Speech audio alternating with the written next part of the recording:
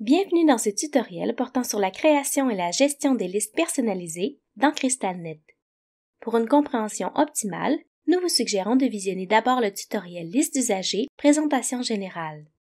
Dans ce tutoriel, vous apprendrez à créer une liste personnalisée statique ou dynamique, ajouter des usagers à cette liste et configurer, modifier, partager et supprimer une liste personnalisée.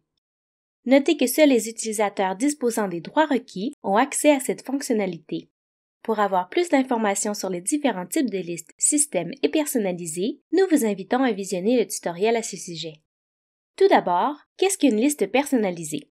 En quelques mots, c'est une liste qui est créée par un utilisateur et qui peut être partagée à d'autres utilisateurs. Vous pouvez donc choisir les usagers qu'elle contient. Pour créer une liste personnalisée, accédez à la fonction Gestion des listes personnalisées à partir du menu Administration des listes. Dans la page qui s'affiche, cliquez sur le menu d'action situé à droite du menu déroulant, puis sur Créer une nouvelle liste. Dans la fenêtre de création, saisissez le nom de la liste et ajoutez au besoin une description pour en préciser le contenu. Indiquez ensuite la période pendant laquelle vous souhaitez que cette liste soit disponible dans le menu déroulant de votre page d'accueil. Par défaut, la liste est disponible en tout temps, mais vous pouvez modifier sa période de disponibilité en précisant une date de début et une date de fin. Spécifiez ensuite le type de liste personnalisée que vous souhaitez créer, une liste personnalisée statique ou dynamique. Pour en savoir davantage sur les différents types de listes personnalisées, nous vous invitons à visionner le tutoriel Liste d'usagers, type de liste et affichage des listes. Pour commencer, nous allons créer une liste personnalisée statique. Cliquez sur Créer pour valider vos informations. Vient ensuite l'ajout d'usagers. Pour trouver les usagers à ajouter, deux types de recherches sont possibles, par critère ou par liste. Dans la recherche par critère, vous pouvez choisir de n'entrer que le numéro de dossier ou encore préciser d'autres critères. Si vous souhaitez effectuer une recherche par nom, sachez que les champs nom et prénom sont indissociables. N'hésitez pas à combiner plusieurs critères pour optimiser votre recherche. La recherche par liste, quant à elle, permet de rechercher des usagers dans une liste système. Les critères diffèrent d'une liste à l'autre et doivent tous être définis pour lancer la recherche. Cliquez sur Rechercher pour que le résultat s'affiche dans la section de droite. Peu importe le type de recherche, l'ajout d'un usager dans une liste statique se fait de la même façon. Dans la section de droite, cliquez sur l'icône du plus, située à gauche du nom de l'usager à ajouter. Si un crochet bleu est affiché, c'est que l'usager est déjà présent dans la liste. Si vous avez fait une recherche par liste et souhaitez ajouter tous les usagers en même temps, cliquez sur Ajouter tout. La section du bas affiche les usagers que vous avez ajoutés à la liste personnalisée.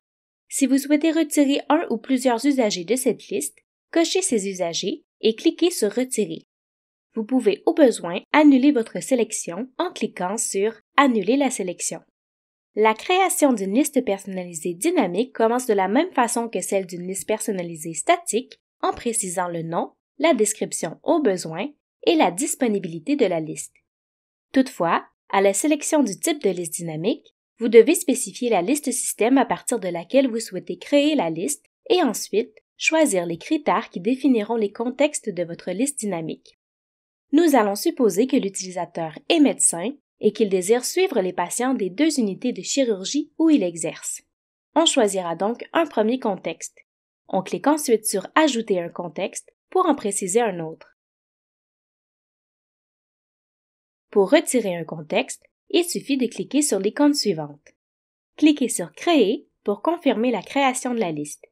Une fois la liste créée, la fenêtre de gestion des listes personnalisées s'affiche et présente, dans le coin supérieur droit, le nom de la liste système qui a servi à sa création, de même que les contextes choisis.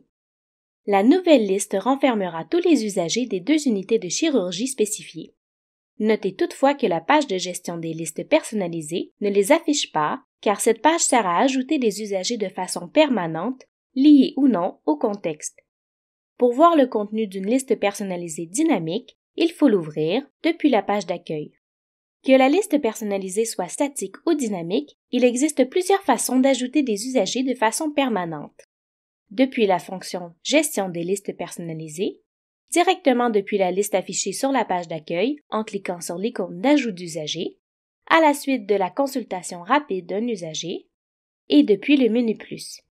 Notez que cette option n'est disponible que pour les listes personnalisées dynamiques et permet d'ajouter l'usager en question de façon permanente dans la liste. On peut donc en déduire que la liste personnalisée dynamique peut contenir plusieurs types d'usagers. Les usagers qui correspondent au contexte défini, parmi ces usagers ceux qui ont été ajoutés de façon permanente, et les usagers qui ne sont pas liés au contexte, mais qui ont été ajoutés manuellement afin de figurer dans cette liste. Une fois la liste créée et les usagers ajoutés, plusieurs autres fonctions sont disponibles. La fonction « Configurer la liste » permet de modifier les informations fournies à la création de la liste, soit le nom, la description et la disponibilité, et de modifier, au besoin, le propriétaire de la liste. Sachez toutefois que si vous n'êtes plus le propriétaire, vous n'aurez plus accès à cette liste. Pour cette raison, nous ne mènerons pas la démonstration jusqu'au bout.